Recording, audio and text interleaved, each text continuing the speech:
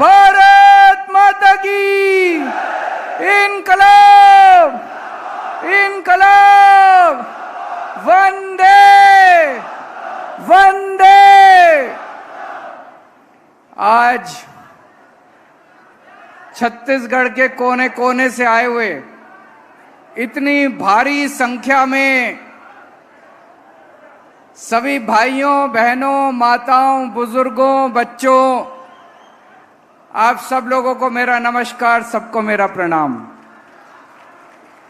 मैं देख रहा हूं पीछे तक, जहां तक नजर जा रही है लोग ही लोग हैं, पीछे भी इधर भी इतनी भारी संख्या में, इतनी धूप में कई कई घंटों का सफर तय करके आज आप लोग इतनी भारी संख्या में आए हैं।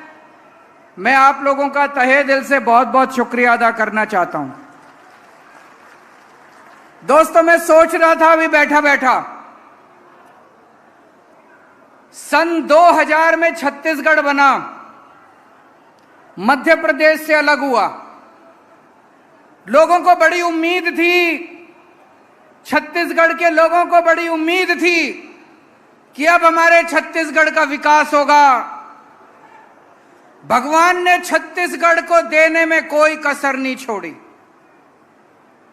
भगवान ने छप्पर फाड़ के दिया छत्तीसगढ़ को।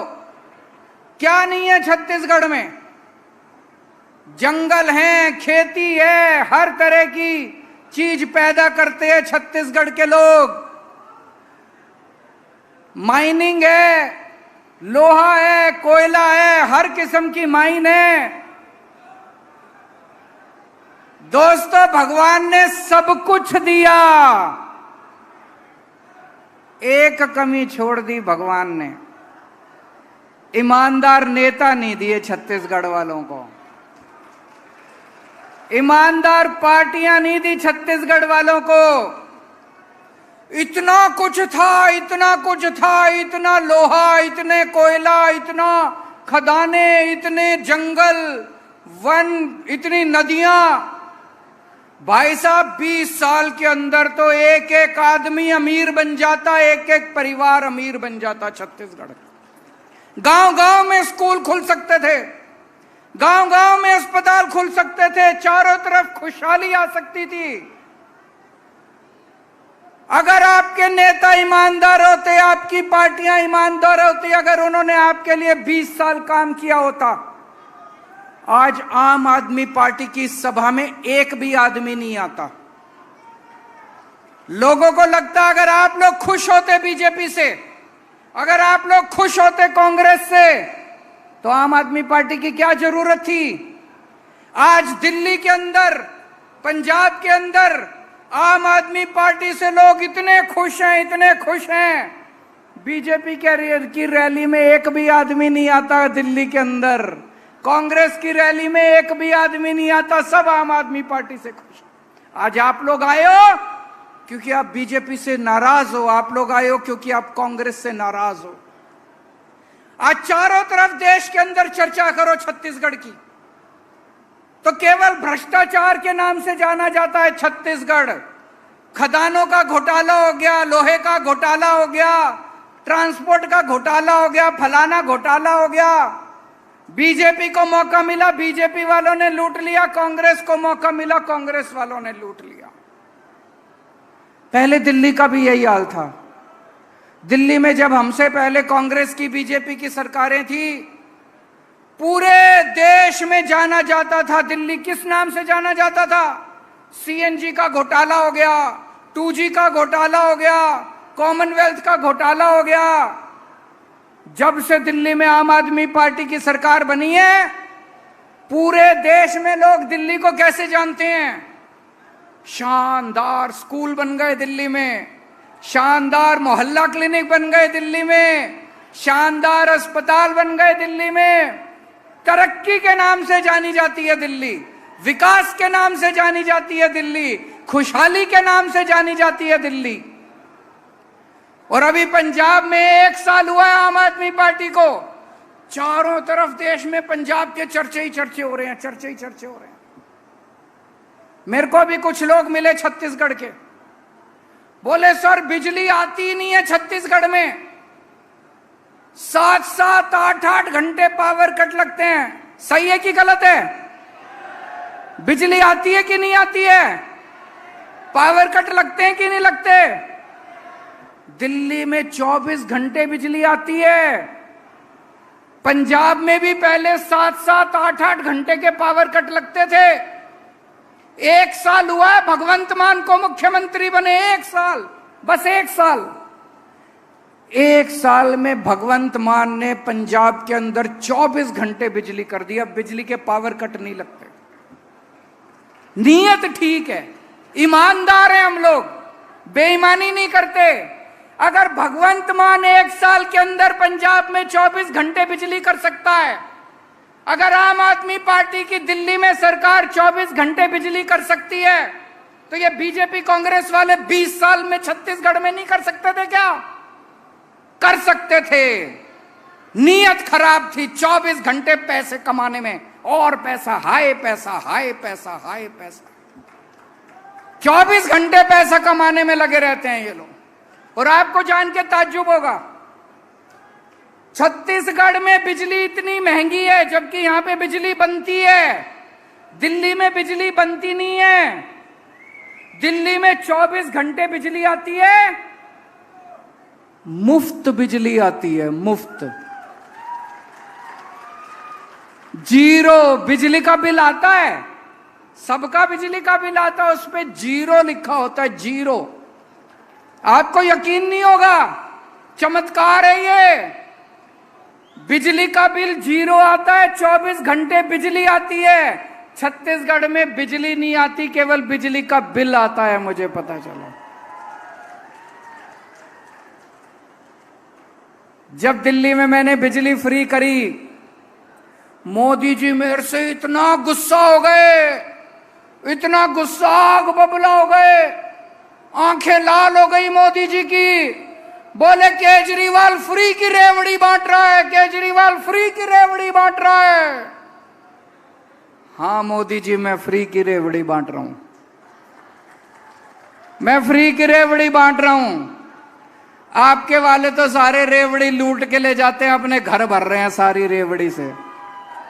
मैं फ्री की रेवड़ी बांट रहा हूं।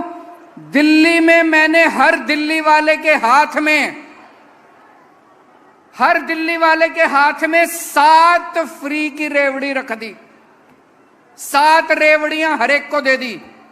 पहली रेवड़ी, सबको फ्री बिजली दे दी, 24 घंटे बिजली दे दी। दूसरी रेवड़ी, पूरी दिल्ली में शानदार स्कूल बना दिए, इतने अच्छे स्कूल, इतने अच्छे स्कूल। अब अमीरों के और गरीबों के बच्चे एक ही स्कूल में पढ़ते हैं। एक ही डेस्क पे जज का बेटा, आईएएस अफसर का बेटा और रिक्शे वाले का बेटा एक ही डेस्क पे एक ही किताब से पढ़ते हैं। तो दूसरी रेवड़ी मैंने सारे सब लोगों के बच्चों के लिए अच्छी और फ्री शिक्षा का इंतजाम किया है। तीसरी रेवड़ी, सबके लिए अच्छा इलाज का इंतजाम कर दिया। भाई साहब, आज इलाज इतना महंगा हो गया, घर में अगर कोई बीमार हो जाए जमीन बेचनी पड़ जाती है, जेवर बेचने पड़ जाते हैं। दिल्ली में नहीं। अगर आपके घर में किसी को बुखार भी हो जाए, डॉक्टर को दिखाने जाते हो, डॉक्टर की फीस भी मुफ्त, दवाई भी मुफ्त, टेस्ट भी मुफ्त। अगर आपको कैंसर हो जाए, भगवान ना करे, बहुत बड़ा ऑपरेशन कराना हो, सारे ऑपरेशन का खर्चा मुफ्त, सब कुछ मुफ्त, सबका इलाज मुफ्त। बच्चों का भी, बूढ़ों का भी, अमीर का भी, गरीब का भी, सबका इलाज मुफ्त कर दिया। और शानदार इलाज, एयर कंडीशनड अस्पताल बना दिए, मोहल्ला क्लिनिक बना दिए पूरी दिल्ली के अंदर। ये तीसरी रेवड़ी, हर दिल्ली वाले के हाथ में ये तीसरी रेवड़ी रख दी। चौथी रेवड़ी,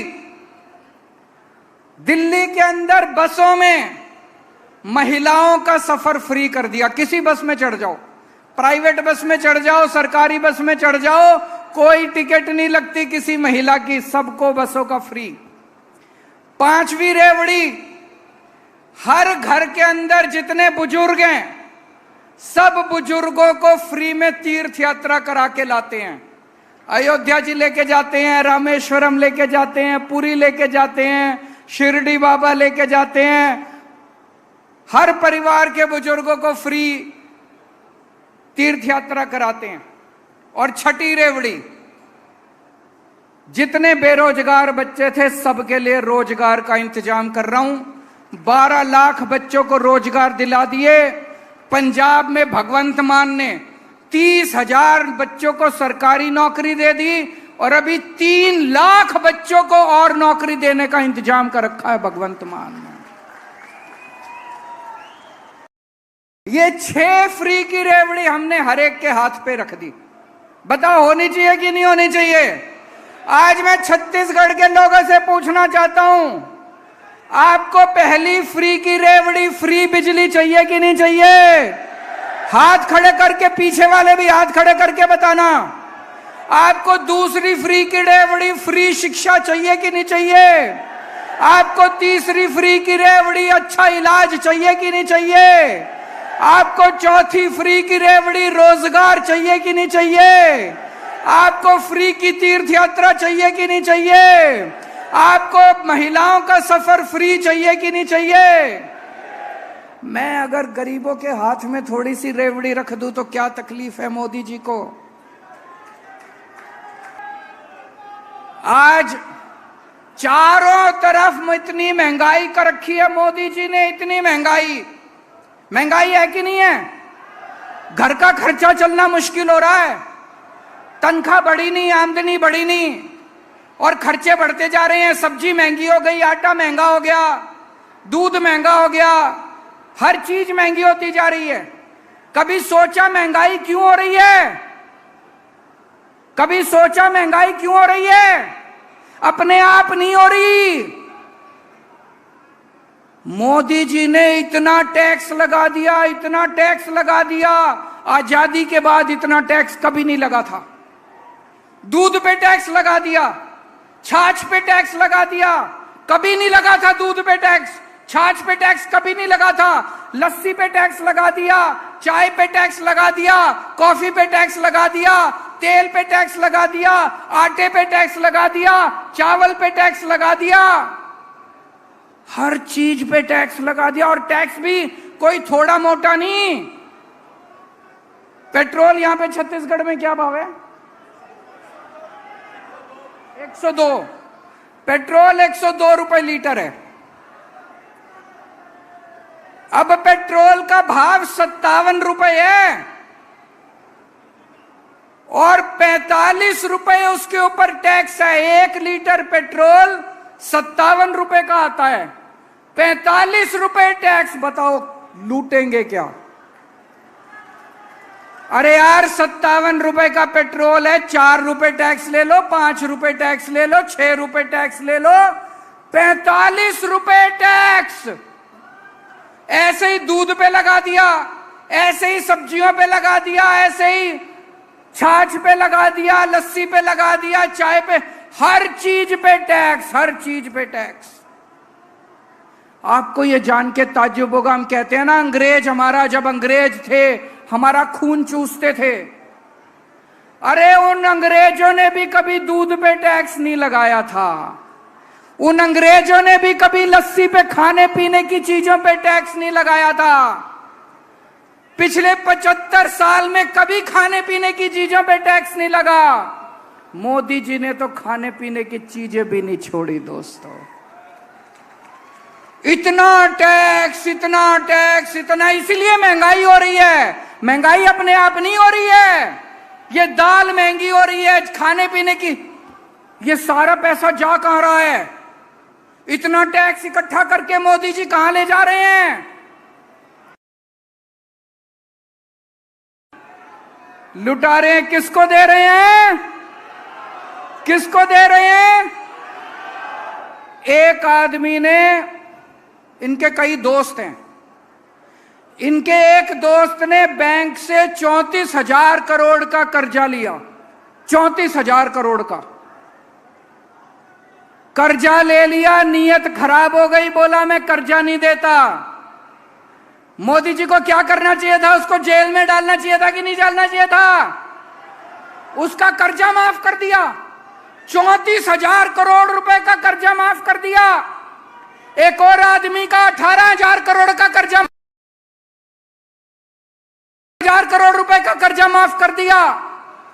11 लाख करोड़ रुपए का कर्जा माफ कर दिया मोदी जी ने। आपसे दूध के ऊपर पैसे लेते हैं, छाछ पे पैसे लेते हैं, आटे पे पैसे लेते हैं, चावल पे पैसे लेते हैं और सारा पैसा लुटा देते हैं अपने दोस्तों के। सारा पैसा लुटा दिया। जितना अंग्रेजों ने 250 साल में देश को नहीं लूटा, इन लोगों ने 9 साल के अंदर भारत को लूट लिया। जितना कांग्रेस ने 75 साल में नहीं लूटा, इतना इन्होंने 6-7। इसलिए महंगाई हो रही है। और मैं आपसे पूछना चाहता हूं, जिस आदमी ने 34,000 करोड़ रुपए का कर्जा लिया बैंक से, मोदी जी ने उसका कर्जा माफ कर दिया, फ्री में कर दिया। मैं पूछना चाह रहा हूं, फ्री में कर्जा माफ कर दिया? कुछ तो लिया होगा। बताओ, आज की दुनिया में कौन फ्री में काम करता है? अरे अपना भाई कर्जा माफ नहीं करता। एक भाई दूसरे भाई से 100 रुपए ले ले, कोई माफ करता है भाई साहब? अपने माँ बाप को कोई नहीं पूछता, भाई को कोई नहीं पूछता, बच्चों को कोई नहीं पूछता। तो इतना 11 लाख करोड़ रुपए कर्जा माफ कर दिया, कोई फ्री में कर्जा माफ कर दिया क्या? तो बेईमानी करे मोदी जी और जेल जाए मनीष सिसोदिया। वो मनीष सिसोदिया बेचारा एक मास्टर का बेटा है। उसने दिल्ली के गरीबों के बच्चों को पढ़ाने के लिए स्कूल खोले, शानदार स्कूल बना दिए। आज दिल्ली के गरीबों के बच्चे, रिक्शे वाले मजदूरों के बच्चे डॉक्टर बन रहे हैं, इंजीनियर बन रहे हैं, वकील बन रहे हैं। किस लिए बन रहे हैं? मनीष सिसोदिया की वजह से बन रहे हैं। बेईमानी करें मोदी जी, जेल जाए मनीष सिसोदिया। एक वो गाना है ना, ऐसा कलयुग आएगा, दाना चुनेगा हंस, चुनेगा दाना, दुनका कौवा मोती खाएगा। कलयुग आ गया। इन्होंने 10 साल में भारत देश का बेड़ा गर्क कर दिया। इन्होंने नोटबंदी करी भाई साहब, नोटबंदी करी इन्होंने, पूरे देश का बेड़ा गर्क हो गया। कोई फायदा हुआ नोटबंदी से? किसी का फायदा? कह रहे थे भ्रष्टाचार खत्म हो जाएगा, हुआ भ्रष्टाचार खत्म? कह रहे थे आतंकवाद खत्म हो जाएगा, आतंकवाद खत्म हुआ? अगर कोई पढ़ा लिखा आदमी होता, कोई पढ़ा लिखा आदमी कभी नोटबंदी नहीं करता। कोई पढ़ा लिखा आदमी नोटबंदी नहीं करता। मैंने एक इंटरव्यू देखा था प्रधानमंत्री जी का। इंटरव्यू करने वाले ने से पूछा प्रधानमंत्री जी से, प्रधानमंत्री जी आप कितने पढ़े लिखे हो? बोले मैं गांव के स्कूल गया हूं, बस कॉलेज नहीं गया। उनका भाषण सुना। भाषण में वो कह रहे केवल गांव के कॉलेज नहीं गया। दोस्तों, मैं आज पूछना चाहता हूं आप लोगों से, भारत एक महान देश है। भारत का प्रधानमंत्री पढ़ा लिखा होना चाहिए कि नहीं होना चाहिए? क्या एक अनपढ़ आदमी भारत की अगुवाई कर सकता है? भारत को पढ़ा लिखा प्रधानमंत्री चाहिए कि नहीं चाहिए? मैं आपको एक कहानी सुनाता हूं। मैं आपको एक कहानी सुनाता हूं। कहानी का शीर्षक है, किस किस ने सुनी हुई है? चौथी पास राजा। ये कैसे, ये कहानी ये दिखाती है कि कैसे अगर किसी देश में कोई अनपढ़ राजा आ जाए तो वो देश का बेड़ा गर्क कर देता है। ये एक महान देश की कहानी है। ये एक ऐसे राजा की कहानी है जो राजा भ्रष्टाचारी था, अनपढ़ था, अहंकारी था, और उसने कैसे उस महान देश का बेड़ा गर्क कर दिया। एक महान देश था, बहुत महान देश, बहुत पुराना देश। उस देश के एक गांव में, एक गरीब परिवार में एक छोटे बच्चे ने जन्म लिया। परिवार बहुत गरीब था। तो जैसे गांव में होता है, जब बच्चा जन्म लेता है तो ज्योतिषी आता है, गांव का पंडित आता है, उसकी कुंडली बनाता है। तो पंडित ने उसकी कुंडली बनाई। कुंडली बना के, कुंडली देख के पंडित बोला, माई तेरा बेटा बड़ा होके बहुत बड़ा सम्राट बनेगा। माई को समझ नहीं आया, मैं तो इतनी गरीब हूं, मेरा बेटा सम्राट कैसे बनेगा। बेटा बड़ा होने लगा धीरे धीरे। उसे गांव के स्कूल में भर्ती करा दिया। बेटे का पढ़ाई लिखाई में मन लगता नहीं था, बड़ी मुश्किल से उसने चौथी पास करी। उसके बाद उसका स्कूल से नाम कटवा दिया। घर का खर्चा नहीं चलता था। गांव के पास एक रेलवे स्टेशन था। वो बच्चा उस रेलवे स्टेशन पे जाके चाय बेचने लगा, घर का खर्चा चलाने के लिए। वो बच्चा बचपन से ही भाषण बड़े अच्छे देता था, लंबी लंबी फेंकता था, कुछ भी बोल देता था। गांव के लड़कों को इकट्ठा कर लेता और लंबे लंबे भाषण देना चालू करता, लंबी लंबी फेंकनी चालू करता। धीरे धीरे करते करते लड़का बड़ा हुआ और जैसा पंडित ने कहा था, कुंडली में लिखा था, लड़का उस महान देश का राजा बन गया। अब राजा तो बन गया, आता जाता कुछ था नहीं उसको, अनपढ़ आदमी था, कुछ पता नहीं था। अफसर आते थे, अंग्रेजी में बोलते थे, किसी भी फाइल पे साइन करा के ले जाते थे। राजा को शर्म आती थी पूछने में, उसे लगता था मेरी बेइज्जती होगी। जो मर्जी फाइल पे साइन करा के ले जाते थे उससे, जो मर्जी फाइल पे। धीरे धीरे पूरे देश में फैल गया कि राजा अनपढ़ है। राजा को बड़ा शर्म आने लगी। एक दिन राजा ने कहीं से एक फर्जी डिग्री का इंतजाम कर लिया। एक एमए की फर्जी डिग्री का इंतजाम कर लिया। राजा ने बोला मैं एमए हूं। जनता ने खूब मजाक उड़ाया। जनता बोली झूठ बोल रहा है, सबको पता है अनपढ़ है। राजा को कपड़ों का बड़ा शौक था। एक दिन में 4-4 बार कपड़े बदलता था, 4-4 बार कपड़े बदलता था। एक दिन कुछ लोग आए राजा के पास, बोले महाराज, इस पृथ्वी पे आपके जैसा इंसान पैदा नहीं हुआ, भगवान ने आपको स्पेशली बना के भेजा है। आप नोटबंदी कर दो और देखो देश से भ्रष्टाचार खत्म हो जाएगा, आतंकवाद खत्म हो जाएगा।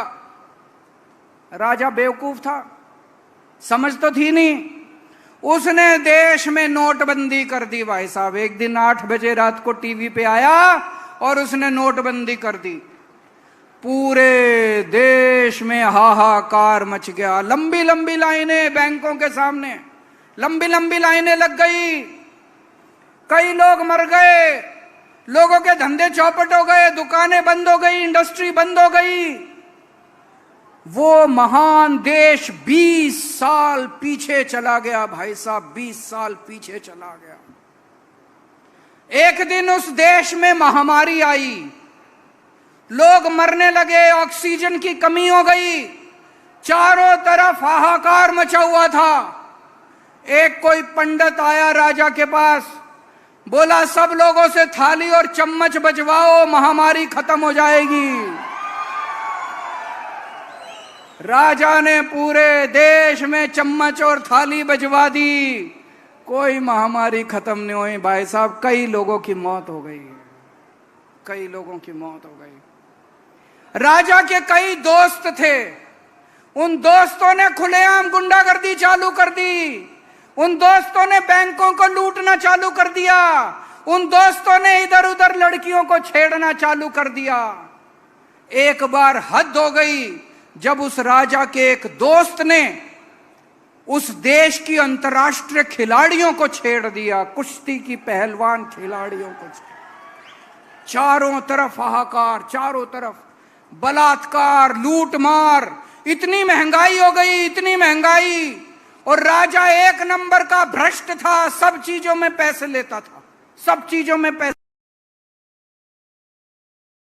ऊपर आसमान में सारे देवताओं ने देखा पृथ्वी पे महापाप हो गया, चारों तरफ हाहाकार मचा हुआ है। सारे देवताओं ने मिलके मीटिंग करी और सारे मिलके शिवजी महाराज के पास गए। बोले, हे महाराज कुछ करो, पृथ्वी के ऊपर महापाप हो गया, हाहाकार मचा हुआ है। ऊपर से शिवजी महाराज ने आकाशवाणी करी, 140 करोड़ लोग उस महान देश के, सबको शिवजी ने ललकारा और बोला, तुम एक महान देश के लोग हो, सब लोग उठो, सब लोग जागो और इस अहंकारी, भ्रष्ट और अनपढ़ राजा को उखाड़ के फेंक दो। और अगले चुनाव के अंदर उस अनपढ़ राजा को जनता ने उखाड़ के फेंक दिया दोस्तों। उसके बाद उस देश ने दिन दूनी रात चौगनी तरक्की करनी चालू कर दी। और मैंने सुना है वो राजा वापस उसी स्टेशन पे जाके आजकल चाय बेचता है।